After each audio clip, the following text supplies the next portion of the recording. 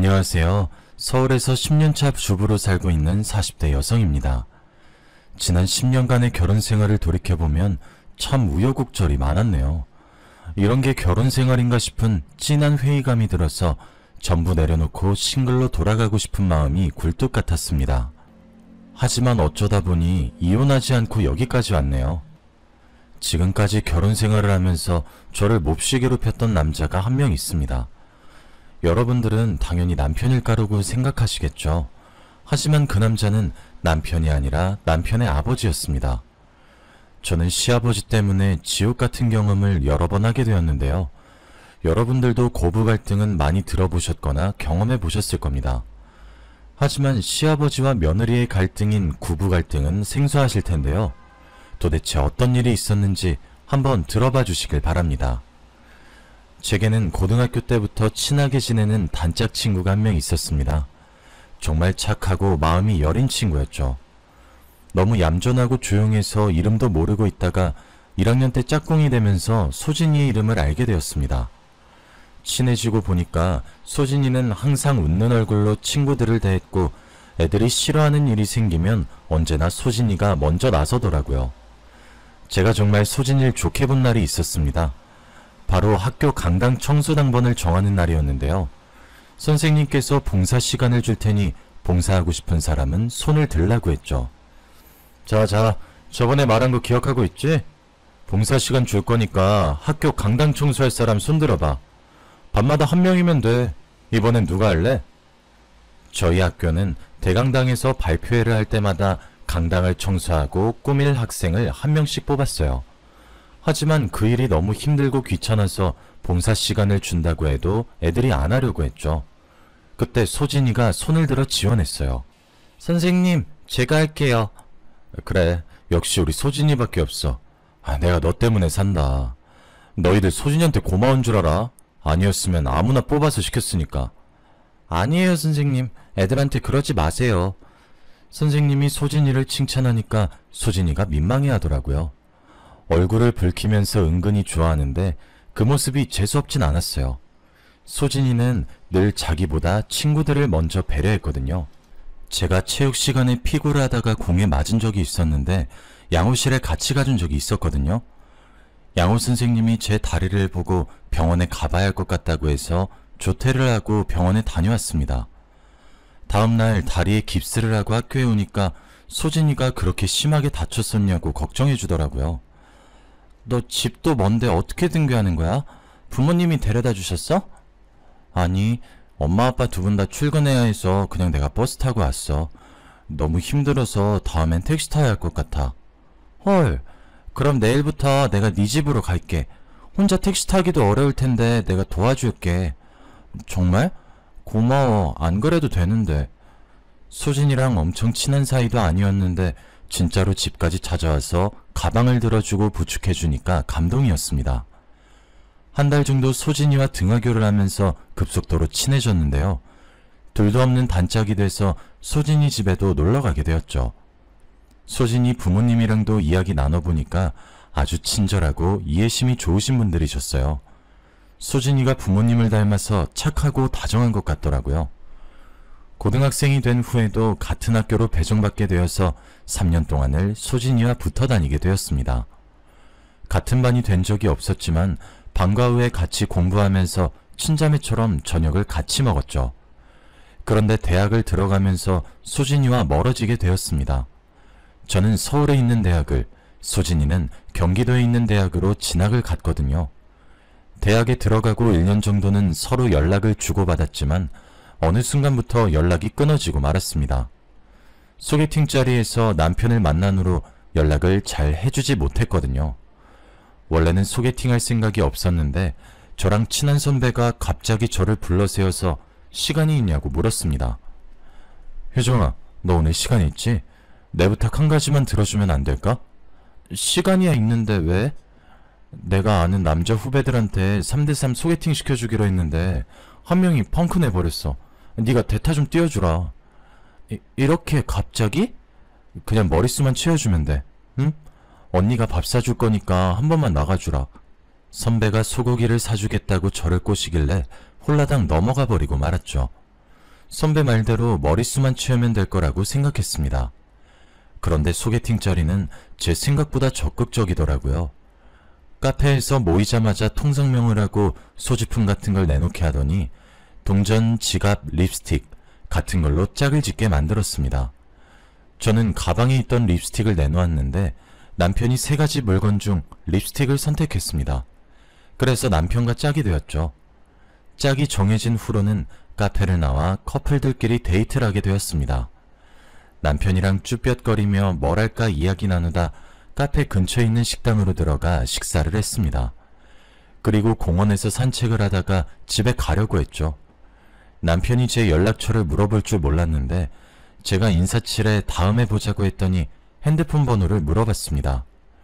집에 돌아와서 보니 주말에 또 보자는 문자를 했더군요. 남편이 싫지 않았던 저는 데이트 신청에 응했습니다. 그렇게 몇 번 만나다 보니 연인이 되었죠. 지금 생각해보니 남편과 연애하면서 정말 좋았던 순간이 기억나지 않네요. 그저 저한테 잘해주고 다정한 사람이라서 무난한 연애를 했던 것 같습니다. 헤어질 것 같이 싸우거나 다툰 적이 없는 터라 나쁜 기억도 없네요. 정말 순탄하게 연인 관계를 유지하다 보니 졸업을 앞두면서 결혼을 생각하게 되었습니다. 남편이 대기업에 들어가게 되었거든요. 저도 대기업까진 아니어도 초봉이 괜찮았고 금전적으로 안정이 되다 보니 자연스럽게 결혼 이야기가 나왔습니다. 그때가 사귄 지 6년 정도 되었던 것 같네요. 저희가 결혼하겠다며 시댁에 인사를 드리러 간 날이었습니다. 그때 시아버지와 처음 이야기 나눠보았어요. 남편이랑 성격이 정반대더라고요. 성격이 아주 화통하고 말이 많으셨습니다. 게다가 술을 무척이나 좋아하시는 게 눈에 보였죠. 저보고 주량이 얼마나 되냐고 물어보더니 다짜고짜 술을 권했습니다. 아버님, 저 술 못해요. 이렇게 많이 따라주지 마세요. 못하긴 뭐가 못해. 원래 술은 마시다 보면 늘어. 몸에 좋은 술이니까 쭉 마셔봐라. 이거 도수 높은 술 아닌가요? 제가 취해서 실수할까봐 걱정돼서 그런데 다음에 마시면 안 될까요? 실수? 그런 거 보려고 먹이는 거 아니야? 어서 한 잔 받아. 어른이 주면 그냥 받아 마셔야지. 뭔 말이 그렇게 많아? 네, 알겠습니다. 아버님 등살에 못 이겨 주시는 술을 받아 마셨습니다. 제가 여자치고 술을 제법 잘 마셔서 다행이죠. 시아버지께서 계속해서 술을 따라주시는데 하마터면 정신을 잃고 쓰러질 뻔했습니다. 토할 것 같다고 거절해도 아버님께서 고집을 피우셨죠. 뭐? 토하고 싶다고? 엄살은? 술은 원래 마시면서 배우는 거야. 얼른 마셔. 당연히 이렇게까지 술을 마시라고 부추기는데 시어머니께서 가만히 있을 리가 없었죠. 가만히 지켜보다가 폭발하셨는지 술을 따라주려는 아버님의 팔을 잡아당겼습니다. 아휴, 이 사람이 대체 왜 이런담? 미안해요. 어른도 어른 나름이지. 술주정뱅이한테서 술을 배운다니 개가 들어도 웃겠네. 어머님 입은 웃고 있었지만 눈은 전혀 웃고 있지 않았습니다. 저 때문에 참고 있는 듯 아버님 팔을 몰래 꼬집기도 했죠. 하지만 시아버지께서는 어머님을 아예 무시하고 계셨어요. 결국 잔뜩 취하셔서 수다쟁이로 변하셨죠. 자기가 어렸을 때부터 20대 시절, 30대 시절까지 살아온 인생 이야기를 쭉 읊기 시작하시는데 듣기 너무 힘들더라고요. 앞으로 어떻게 살아야 하는지 훈화 말씀을 하셔서 잠깐 잠들 뻔했습니다. 맨정신이라면 웃으면서 잘 듣는 척이라도 할 텐데 술을 너무 많이 마셔서 눈이 자꾸 감기더라고요. 시어머니께서 제가 잠들려는 모습을 보았는지 아버님 어깨를 찰싹 때리셨습니다. 아유, 못 살아. 내가 그만하라고 눈치 줬으면 그만할 것이지. 며느리 잠들려고 하는 거 안 보여요? 얼른 들어가서 발 닦고 잠이나 자. 잠들었다고? 어이구, 시간이 벌써 이렇게 지났네. 아가 어떠냐? 내 말 듣고 있으니까 시간 가는 줄 모르고 재밌지? 네, 맞아요. 아버님이 말씀을 너무 재밌게 하시네요. 제가 영혼 없이 고개를 끄덕이는데도 아버님이 만족스러워 하시더라고요. 다음에 또 같이 술 마시자고 마중을 나와주시는데 저는 이제야 풀려났다는 해방감이 들었습니다. 행여나 붙잡으실까봐 시부모님 댁을 빠르게 빠져나왔죠. 막상 밖으로 나오니 술이 깨서 남편이랑 이런저런 이야기를 나누기도 했습니다. 우리 아버지 때문에 고생 많았어. 미리 말하려고 했는데 엄마가 절대 술 못 먹이게 막아준다고 했거든. 그런데 이렇게 먹여버리네? 아니야, 내가 술 잘 마셔서 다행이지. 당신같이 못 마셨으면 이미 꽐라돼서 난리 났을 거야. 그치? 제가 웃으면서 남편을 놀리니까 남편이 한숨을 푹 내쉬더라고요. 그러면서 아버님께서 술을 너무 좋아하셔서 고민이라고 했습니다. 남편 말로는 아버님께서 학창시절에 시인을 꿈꿨다고 해요. 문예 창작과를 지원하려고 했지만 집안에서 반대해 포기했다고 합니다. 대신 경영학과에 지원해 학내 문학동아리에서 활동하면서 시인이 되겠다는 꿈은 계속해서 키워나갔다고 하는데요. 그 동아리에서 시어머님을 만나 결혼하게 되었대요. 이 이야기를 어머님께서도 똑같이 해주더라고요. 뭐? 시인? 준민이한테 들었니? 네 시아버지는 평생 시인 못 될 거다. 술 때문에 인생을 망친 사람인데 뭘 할 수나 있겠니? 나도 작가가 되고 싶어서 동아리에 들어갔는데 글 쓰는 동아리가 아니라 술 먹는 동아리 같더라. 작가가 되겠다는 인간들이 모여서 맨날 술만 퍼마시는데 글이 써지겠니? 어머님 말을 들어보니 시아버지께서 대학 동아리에서 만난 선후배들이랑 매일 술을 마셨던 것 같습니다. 술이 들어가면 말이 많아지는 건 기본이고 갑자기 생각지도 못한 문제를 만들어내기도 했어요. 그 말을 들었을 때에는 남의 일처럼 느껴졌습니다. 부부 사이에서 일어나는 트러블 같은 거라고 생각했는데 그 문제가 저한테도 일어날 줄 몰랐네요. 남편과 결혼한 지 3개월 정도 지났을까요? 아버님께서 제가 일하는 회사로 찾아와 저를 난감하게 만들었습니다. 처음엔 대뜸 회사 앞이란 전화를 받고 화들짝 놀랐었죠. 네? 회사 앞이요? 무슨 일 있으세요? 그래, 네 회사 앞이다. 잠깐만 나와봐라. 무슨 일 때문에 그러시는데요? 저 업무 중이라 갑자기 나오라고 하시면. 아니, 급하게 나오다가 지갑을 두고 나왔지 뭐냐. 몇만 원만 빌려주라. 네? 돈이요? 며느리에게 돈을 빌려달라고 하다니 처음엔 믿을 수가 없었습니다. 저라면 자식에게 돈 달라고 하는 것도 눈치 보일 것 같은데 시아버지께서는 여러 번 제게서 돈을 빌려가셨습니다. 말은 빌려가는 거지만 돌려줄 생각은 전혀 없으셨죠. 돈을 빌려줄 때마다 시집을 잘못 왔다는 생각이 들었지만 시어머니 때문에 버틸 수 있었던 것 같습니다. 보통 어머님들이라면 아직 아이 가질 생각이 없다고 말하자마자 도대체 언제 낳으려고 그러냐고 바가지를 긁었을 겁니다. 하지만 저희 어머님은 애 낳으라고 독촉하지도 않고 저한테 잔소리하지도 않았습니다. 게다가 아버님이 선을 넘을 때마다 어머님께서 막아주셨으니까요. 어머님 덕분에 결혼 생활은 순탄하게 흘러갔습니다. 시어머니 몰래 제 회사를 찾아와서 돈을 달라고 요구하는 아버님만 아니면 그닥 고민거리도 없었습니다. 그러던 어느 날 평소처럼 회사 일을 하다 소진이를 만났습니다. 제가 다니는 회사는 화장품 유통을 전문으로 하는 업체였거든요. 서울 지역의 주요 매장들을 관리하려고 직접 방문하던 날이었습니다. 이번에 새로 연 H지점 매점으로 현황 파악하러 갔더니 뜻밖의 인물과 마주하게 되었습니다. H지점 매장 사장이 바로 소진이었거든요. 소진이도 저를 보고 놀랐는지 잠시 할 말을 잃었다가 제 이름을 불렀습니다. 제가 맞다는 걸 알고 저를 끌어안고 기뻐했죠. 세상에, 이게 얼마만이야? 그동안 어떻게 지냈어? 그냥저냥 지냈지. 우리 고등학생 때 보고 안 봤지? 안 본 지 거의 10년은 된 것 같다? 그래, 10년은 됐지. 내가 갑자기 번호가 바뀌는 바람에 연락을 못했네. 나도 SNS 찾아봤는데 안 보이더라. 너 동창 모임 같은 데도 안 나가는 것 같더라?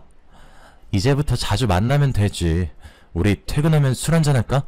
그동안 어떻게 지냈는지 이야기해야지. 그날 퇴근하고 소진이 매장 근처에서 술 한잔하며 회포를 풀었습니다. 소진이가 운영하는 화장품 매장은 제 회사와 멀지 않아서 자주 만나서 놀 수 있었어요. 퇴근하고 별일 없으면 소진이네 매장에 가서 일을 도와준 적도 있었죠. 그러다 같이 밥도 먹고 커피도 마시면서 이런저런 이야기를 나누었는데요. 그러다 남편도 소진이를 만나게 되었어요. 그날은 소진이와 단둘이서 술을 마신 날이었는데요. 5개월 만난 남자친구와 헤어졌다면서 소진이가 무리해서 술을 마시는 바람에 저도 생각보다 많이 마시게 되었습니다. 소진이 삼촌 소개로 만난 남자인데 그 남자가 갑자기 이별을 통보했다는 거 있죠. 알고 봤더니 소진이 말고 다른 여자와 양다리를 걸치면서 저울질하다가 소진이를 버린 것이었습니다. 게다가 그 남자는 다음 달에 결혼한다는 소문을 들었다니까 저까지 화가 나서 술을 들이부을 수밖에 없었죠. 그날 저희 둘이서 먹은 술병이 4병이나 됐습니다. 저는 잘 마셔서 멀쩡했지만 소진이는 술도 못 마시는데 무리하는 게 보였습니다. 이러다 집 못 가는 거 아닌가 싶었는데 다행히 남편에게 전화가 왔습니다. 여보세요? 당신 야근한다면서 퇴근했어? 지금 집인데. 당신 지금 어디야? 소진이랑 같이 술 마시고 있어. 밤 12시가 넘었는데 집은 어떻게 오려고 그래? 택시 타려고 했는데 당신이 데리러 오면 안 돼? 소진이가 생각보다 많이 취해서 내가 어떻게 못할 것 같아. 아유, 못 살아. 알겠어, 지금 갈게. 야근하고 온 남편에게 데리러 오라고 하는 게 미안했지만 저도 취해서 소진이를 부축할 힘이 부족할 것 같았습니다. 그래서 우선 소진이에게 술잔을 빼앗고 물부터 먹였죠. 많이 취했으니 술 대신 음료수를 시켜서 먹고 있을 때였습니다. 남편이 제가 문자로 알려준 주소를 보고 금방 찾아왔더군요. 문을 열고 들어오더니 두리번거리다가 제가 있는 테이블로 걸어왔습니다. 술을 얼마나 마셨길래 취했다고 그래. 내일 출근 어떻게 하려고? 에이, 내가 알아서 할게. 나 술 금방 깨는 거 알고 있잖아. 아, 맞아. 여긴 내 동창 소진이. 소진아, 인사해. 내 남편이야. 안녕하세요. 가영이한테 많이 들었어요. 안 그래도 우리 남편이 낯을 가리는데 술기울 때문에 얼굴을 잔뜩 붉히고 배시시 웃으면서 말하는 소진이를 더 어색해 하더라고요. 그래도 남편이 소진이를 데려다 주는 길에 이런저런 대화를 하면서 친해진 게 눈에 보였습니다. 사이가 제법 가까워졌는지 남편이 소진이 안부를 물어볼 때도 있고 소진이가 남편의 안부를 물어볼 때도 있었죠. 그쯤에 저는 계획에도 없던 아들이 생겨서 직장 생활을 계속해야 할지 고민하고 있었습니다. 제 고민을 시어머니께 말씀드렸더니 의외로 쿨하게 말씀하시더라고요. 그만두긴 왜 그만둬? 요즘은 여자라고 집에만 있는 거 아니야. 애 키우면서 직장 생활할 자신 있으면 계속해. 내가 거들어줄 테니까. 회사 그만두지 않고 아들을 키우겠다고 하면 눈칫밥을 먹게 될 줄 알았는데 다행이었습니다. 어머님께서 아이를 돌봐주신다고 했으니까 마음 놓고 워킹맘 생활을 이어나갔죠. 그런데 저희 아들이 3살 정도가 될 무렵이었을까요? 남편이랑 아버님이 제게 감추고 있는 게 있는 것 같았습니다. 생신을 맞아 시부모님을 모시고 식당을 모시고 갔는데 제가 화장실에 간 사이 이상한 말을 하고 있더라고요. 뭐? 아버지, 이게 말이 된다고 생각해? 언제까지 엄마 속이려고? 난 더 이상 못 참아. 내가 다 말해버릴 거야. 뭐? 안 돼. 절대 말하지 마라. 내가 곧 정리할 거라고 했잖아. 날 믿고 조금만 더 기다려주라. 열흘 안으로 정리할게. 열흘은 무슨... 지금 당장 정리해. 해도 너무하잖아. 엄마 친구랑 어떻게 그런 관계를 가져놓고... 쉿! 이러다 누가 듣겠다. 제발 진정하고 내 말 좀 들어주라. 내가 깨끗하게 정리할 테니까 기다려주라고. 제가 화장실에 간 사이 어머님도 화장실에 간 모양이었어요. 멀리서 어머님이 걸어오는 모습이 보이더군요. 예약한 식당이 다다미식 프라이빗 룸이라서 다행이었죠. 저보고 왜 안 들어가냐고 묻길래 신발 핑계를 댔습니다.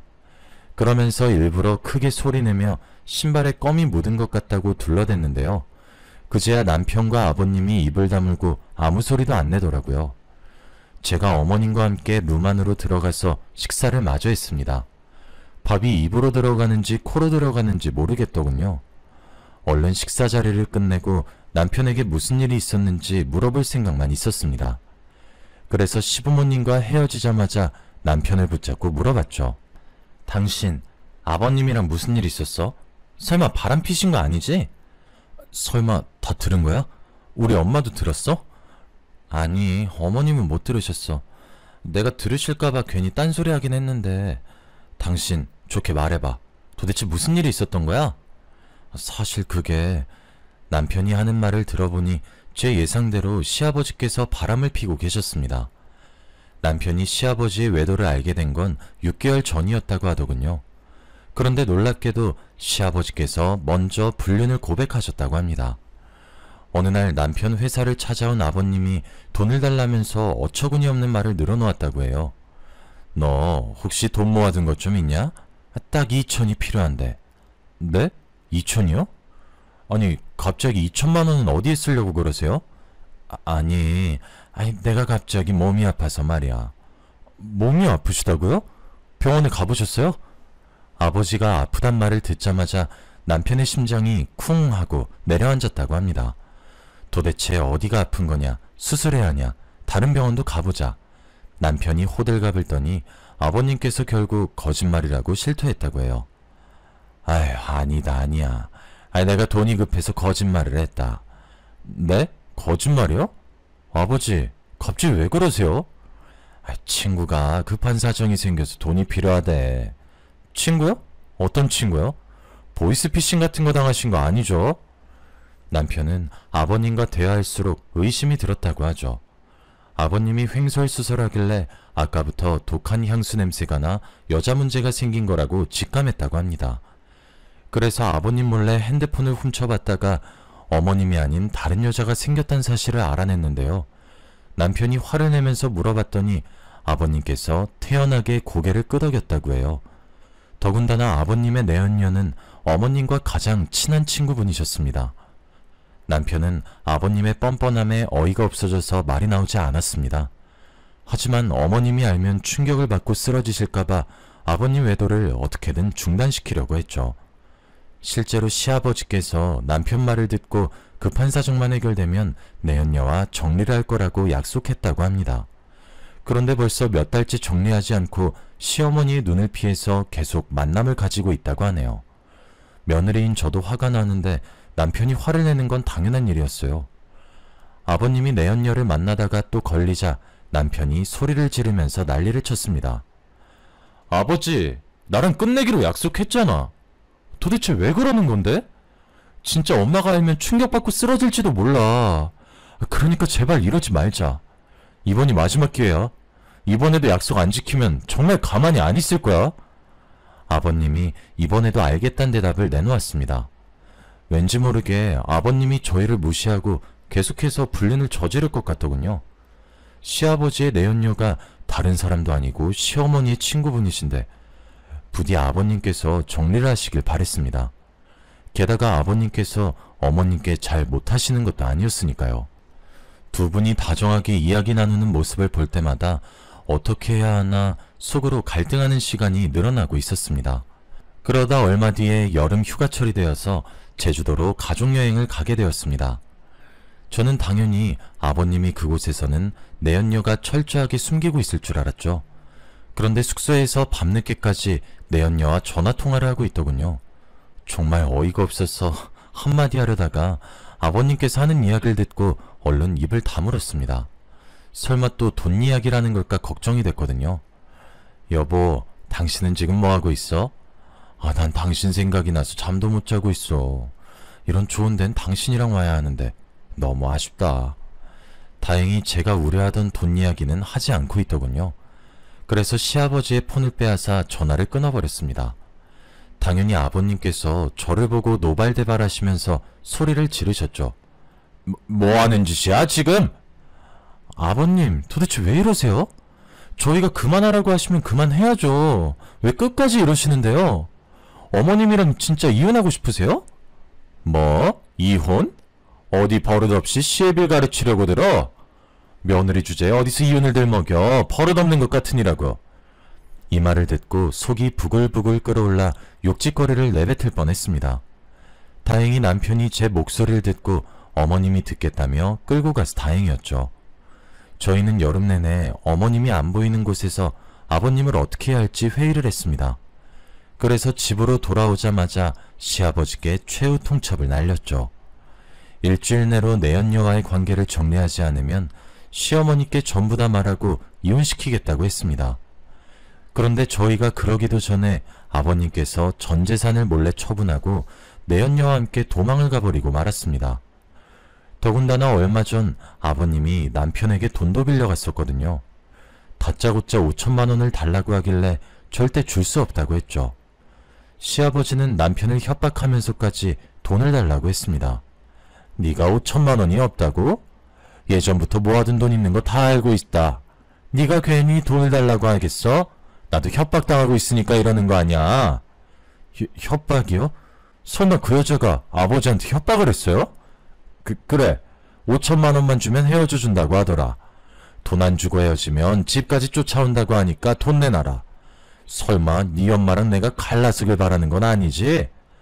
남편은 아버님이 거짓말을 하고 있는 건 아닐까 고민했다고 합니다. 하지만 진짜로 내연녀가 집으로 찾아올까봐 대출까지 해서 5천만 원을 줬다고 하죠. 그 돈을 가지고 도망간 걸 보니 아버님께서 거짓말을 했나 봅니다. 내연녀가 협박을 하긴커녕 아버님이 나서서 5천만 원과 전 재산을 들고 나르자고 했겠죠. 결국 시어머니도 이 사실을 알게 되었는데요. 어머님께서 충격을 받고 쓰러지거나 분노할 줄 알았는데 의외로 침착한 모습을 보이셨습니다. 남편은 아버님 지인들에게 전화를 해보면서 행방을 수소문해보았지만 별 소득이 없었죠. 일주일이 지났는데도 전화도 안 받고 문자에 답장도 없어서 경찰에 실종 신고를 하려던 찰나였습니다. 그런데 시어머님께서 그럴 필요 없다고 하시더군요. 예, 그럴 필요 없다. 이미 다른 년한테 올려서 도망간 인간을 다시 찾아서 뭐 하려고? 실종 신고고 뭐고 신경 쓰지 말자. 난 그냥 이혼하고 싶다. 시어머니는 아버님을 찾는 대신 이혼을 선택하셨어요. 당사자가 사라져버렸으니 합의 이혼은 불가능했고 궐석재판으로 이혼소송을 해야 했습니다. 그래서 변호사를 통해서 이혼소송을 했고 시어머니는 한 달 만에 행방불명된 시아버지와 이혼하고 남남이 되어버렸어요. 그 뒤로 희소식만 있길 바랬는데 2달 뒤에 소진이 아버지가 세상을 떠나셨습니다. 1년 전부터 대장암 수술을 받고 투병 중이셨는데 암이 재발해서 결국 돌아가신 겁니다. 저는 장례식이 끝날 때까지 자비를 도우면서 소진이 곁을 지켰죠. 3일장을 다 치르고 나니 눈물 한 방울 안 흘리던 소진이가 저를 껴안으면서 고맙다고 하더군요. 효정아, 정말 고마워. 네 덕분에 아버지 좋은 곳으로 보내드릴 수 있었어. 아니야, 내가 한 것도 없는데 뭐. 울지마. 지금까지 잘 참아놓고 왜 갑자기 울어. 몰라, 긴장 풀렸나봐. 너 보니까 눈물이 나오네. 그날은 수진이가 눈물을 다 흘릴 때까지 조용히 기다려줬습니다.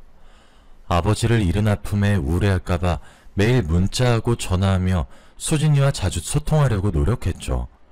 수진이도 점차 기운을 회복하고 닫아놓았던 화장품 매장을 다시 열 쯤이었습니다. 수진이 문제가 사라지자 제게 문제가 생기기 시작했습니다. 제가 일하는 부서에 새로운 부장이 왔는데 저랑 너무 안 맞았거든요. 성격이 아주 독선적이고 부하 직원들을 함부로 대해서 친한 직원들끼리 저러니까 50대에 이혼당하는 거라고 뒷담을 했습니다. 그러면서 서로 조심하자, 실수하지 말자고 다짐했었는데 그 다짐이 헛수고가 되어버리고 말았네요. 부장이 말도 안 되는 욕을 했거든요. 갑자기 저를 부르더니 거래처와 짜고 계약서를 허위로 만들라고 지시했습니다. 한마디로 불법으로 공금을 횡령하라는 말이었죠. 저는 당연히 안 된다고 단호하게 이야기하였습니다. 네? 저보고 그런 짓을 하라고요? 말도 안 돼요, 부장님. 이렇게 하면 불법인 거 아시잖아요. 회사에서 알면 어쩌라고 그러세요? 뭐? 불법? 야, 네가 무슨 테레사 수녀야? 다들 이렇게 뒷돈 챙겨 먹고 있는데 혼자서 착한 척이야. 나만 좋자고 이러는 거 아니잖아. 같이 하자고. 내가 이만큼 떼어주겠다니까? 얼마 주든 간에 전 안 할 거고요. 계속 부당한 지시 내리면 감사팀에 고발할 겁니다. 그래, 어디 두고 보자. 네가 진짜 고발할 수 있을지 보자고. 그 뒤로 부장은 그 일에 앙심을 품었는지 사사건건 저를 걸고 넘어졌습니다. 제가 실수를 할 때에는 꼬투리를 잡아서 인격적인 악담을 퍼부었죠. 실수하지 않고 완벽하게 한 날에는 다른 여직원들에게 가서 제 뒷담화를 했습니다. 저와 가까이 지내지 말라는 경고까지 하며 저랑 친한 직원들에게 신경질적으로 대했죠. 덕분에 저는 혼자가 되어버리고 말았습니다. 그날도 회의록을 기록하라는 지시를 받고 핸드폰을 녹음해 두었는데요. 어찌된 일인지 녹음이 하나도 되지 않아서 이런 폭언을 들었습니다. 뭐? 녹음이 안 돼서 기록을 못했다고? 뭐 이런 병신 같은 게 다 있어? 네가 신입이야? 도대체 몇 년 차인데 이런 실수를 하는 거야? 꼴도 보기 싫으니까 저리 꺼져! 이런 식으로 매일같이 부장에게 시달리니까 하루하루가 지옥 같더군요. 마음 같아선 당장 때려치우고 싶었지만 시아버지 때문에 남편이 받은 대출금이 발목을 잡았습니다. 남편의 월급으로 생활비를 충당하는 대신 제 월급으로는 대출금을 갚고 있었거든요. 제가 그만두면 안 되는 상황이라 스트레스를 많이 받았을 때였습니다. 퇴근하고 돌아오니 남편이 갑자기 시아버지 이야기를 꺼내더군요. 여보, 아버지 사는 곳 찾았어. 뭐? 정말? 지금 어디 사시는데? 지금 당장 가보자. 저녁 식사도 하지 않고 회사에서 입은 옷 그대로 남편의 차에 올라탔습니다. 그리고 시아버지가 있는 곳으로 가 당장 5천만 원을 내놓으라고 소리쳤죠. 저는 그 부장놈 때문에 그동안 쌓인 게 있어서 눈물까지 흘리면서 소리쳤습니다. 아버님, 5천만 원 돌려주세요. 이게 도대체 무슨 경우예요? 다른 사람도 아니고 아들 돈을 훔쳐가다뇨. 훔쳐가다니? 우리 아들이 준 거야. 난 돈 훔친 적 없으니 이만 돌아가라. 그리고 우리가 가족도 아닌데 이제 와서 돈 달라고 하는 건 무슨 경우냐? 너희들이 이혼해달라며. 마음 같아서는 고소하겠다고 하고 싶었지만 아버님께서 차용증이나 변제각서 이야기를 꺼내시더군요. 당연히 남편은 아버지에게 빌려준 것이니 차용증이나 변제각서 같은 건 받아놓지도 않았습니다. 결국 법적으로 고소할 방법이 없어서 포기할 수밖에 없었습니다. 저는 시아버지의 뻔뻔한 태도에 치를 떨면서 돌아서야 했죠. 그렇게 시아버지든 5천만 원이든 전부 다 잊어버리려고 했습니다. 생각만 해도 속이 부글부글 끓고 두통이 찾아왔었거든요. 그냥 돈 버는 데에만 집중하고 집안 돌보는 데에만 온 힘을 쏟아냈습니다. 다른 잡생각이 안 들도록 노력하던 와중에 수진이의 결혼 소식이 들려왔죠. 35이 되도록 결혼하지 않길래 내심 걱정했는데 다행이었습니다.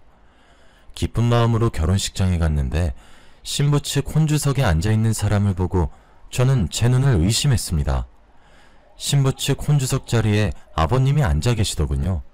시아버지도 저를 보더니 깜짝 놀라더니 말을 잇지 못하셨습니다. 아니 아가, 네가 어떻게 여기에? 제가 묻고 싶은 말이었습니다. 어떻게 저 인간이 소진이의 결혼식장 혼주석에 앉아있는 것일까요? 아버님은 제가 곧 소리라도 지를 것 같았지만 갑자기 저를 끌고 나왔습니다. 그리고 애절한 목소리로 제게 빌더군요. 아가, 우리 과거 일은 모두 잊어버리자. 내가 너한테 미안한 짓 참 많이 했지만 나도 그동안 마음고생 많이 했어. 그러니까 소진이한테 아무 말도 하지 말고 조용히 있다 가주면 안 되겠니? 내가 이렇게 빌게. 도대체 어떻게 된 거예요? 왜 아버님이 소진이 결혼식장에 있는 거냐고요? 제가 자초지종을 설명해달라고 요구하니 시아버지께서 내연녀와 도망을 간 다음 살림을 차린 이야기를 말해주었습니다. 요점은 결국 아버님도 내연녀에게 버림을 받았단 거였죠. 내연녀를 믿고 가진 돈을 모두 맡겼는데 그 돈을 가지고 달아났다고 합니다. 그리고 다시 만난 여자가 소진이 엄마였다고 하는데요. 시아버지는 소진이 엄마를 너무 사랑하고 있다며 소진이와 소진이 엄마에게 말하지 말아달라고 애원했습니다. 뭐? 사랑해요? 그럼 우리 어머님은요? 우리 남편은요? 낯짝이 얼마나 두꺼우면 이렇게 뻔뻔스러울 수가 있죠? 사과하려면 저희가 찾아갔을 때 하셔야죠. 지금 괜히 아쉬우니까 사과하시고. 제가 아버님 때문에 얼마나 고생했는지도 모르죠? 미안하다. 정말 미안해. 내가 얼마나 원망스러울지 잘 알아. 그래, 화 풀릴 때까지 얼굴에 침이라도 뱉어라. 이렇게 늙은 놈이 살려면 얼마나 살겠냐? 이제 나도 새 출발하려고 하니 제발 한 번만 기회를 다오. 아버님께서 정말로 제 앞에서 무릎을 꿇으시더라고요. 그 모습이 애처롭긴커녕 가증스럽게 느껴져서 뺨이라도 후려갈기고 싶었습니다. 하지만 곧 결혼식을 올릴 소진이를 생각해서 아버님을 결혼식장 안으로 보냈습니다. 이런 날에는 돌아가실 아버지가 더 생각날 텐데 속상해할 소진이를 더 비참하게 만들 수 없었습니다. 그런데 소진이가 아버님 손을 잡고 입장하는 모습을 보니 속이 쓰리더군요. 이러다가 소진이도 제 꼴이 되는 거 아닐까 걱정이 돼서 그 뒤로 잠도 자지 못했습니다. 그저 소진이가 신혼여행을 끝나고 돌아오길 기다렸죠. 소진이에게 돌아왔다는 연락을 받자마자 만나자고 했습니다. 소진이 집 근처 카페에서 새아버지는 어떤 분인 것 같냐고 물어보니 가정적이고 다정한 분인 것 같다는 답변이 돌아왔습니다. 돌아가신 아버지가 생각난다면서 아버지랑 많이 닮았다고 하는데 소진이의 표정이 너무 행복해 보여서 아버님의 과거를 폭로할 수 없더군요. 무슨 일이 생긴 것도 아니고 다 지나간 일이니 묻어두려고 했습니다. 그런데 회사 내에서 기가 막힌 소문이 돌기 시작했습니다. 저를 괴롭히던 부장에게 애인이 생겼다는 거 있죠. 뒤에서 몰래 바람을 피우다가 이혼당했으면서 찔리지도 않는지 또 애인을 사귄 것 같았습니다. 게다가 부장은 그 애인을 스폰서라고 부르더군요. 직원들이 스폰서가 무슨 말이냐고 물으니 이런 말을 했습니다. 스폰서 몰라? 돈 주는 늙은 놈들. 내가 좋아서 졸졸 따라다니는 영감이 용돈 줄 테니까 사귀자는 거 있지? 그냥 맞장구만 쳐주다가 돈만 받고 연락 끊으려고. 헐, 진짜 그래도 돼요? 그럼 안 될 이유가 뭐가 있어? 나는 돈 받고 그 영감은 나같이 젊고 예쁜 여자랑 노는 건데. 50대면 젊은 것도 아닌데 자신감 넘치는 여자였죠. 허세를 부리는 건지 몰라도 점심시간에 수다를 떨 때마다 새로 사귄 내연남을 스폰서 취급하더라고요. 당연히 직원들은 믿지 않았지만 사진까지 보여주어서 진짜로 스폰서가 있구나 싶었습니다. 그런데 그 사진을 자세히 들여다보던 순간 엄청난 충격을 받고 말았죠. 부장의 스폰서가 제 시아버지였거든요. 더 충격적인 사실은 그 인간이 부장과 두 집 살림을 하면서 소진이가 주는 용돈을 쓰고 있었단 겁니다. 소진이 때문에 봐줬더니 저 몰래 또 이런 짓을 저지르고 있었다니. 이번에는 절대 참을 수 없었습니다. 저는 몸이 아프다고 조퇴를 한 후 모든 사실을 소진이에게 털어놓았죠. 소진이는 제가 오자마자 충격적인 말을 내뱉자 멍한 표정을 짓고 있었습니다. 그러더니 저보고 갑자기 찾아와서 무슨 말을 하냐고 되묻는 거 있죠. 소진아, 오래전부터 말해주고 싶었는데 널 위해서 참았어. 근데 더 이상 가만히 있으면 안 될 것 같아. 내 어머니 몰래 바람 피우고 내 친구 몰래 바람 핀 놈이야. 난 더 이상 못 당하고 있으니까 제대로 준비해서 복수하자. 어? 잠자코 제 말을 듣고 있던 수진이가 찬물을 연거푸 마시더라고요. 그리고 아버님이 과거에 저질렀던 과오들을 다시 되묻더니 제가 하는 말을 주의 깊게 듣기 시작했습니다. 수진이도 이 상황을 받아들이게 되었는지 제대로 정리하겠다고 했죠. 이제는 시아버지와 내연녀에게 복수해줄 차례였습니다. 우선 소진이는 소진이 엄마를 찾아가 모든 사실을 이야기해 주었습니다. 소진이 엄마는 소진이보다 더 놀랐는지 눈물을 흘리면서 정신을 차리지 못했죠. 그리고 그 길로 아버님을 찾아갔습니다. 소진이 엄마는 혹시나 하고 아버님과 대화해 보려고 했지만 내연녀와 함께 있는 걸 보고 눈이 돌아가고 말았습니다. 그래서 동네 사람들이 다 보고 있는데 아버님 뺨을 때렸죠. 설마 했는데 정말이었구나. 정말 당신이 날 배신한 거였네? 나 몰래 다른 여자 만나니까 좋아? 나 속이니까 좋았냐고! 소진이 엄마는 이웃 주민이 부른 경찰이 올 때까지 그놈의 멱살을 잡고 쌩 난리를 피웠습니다.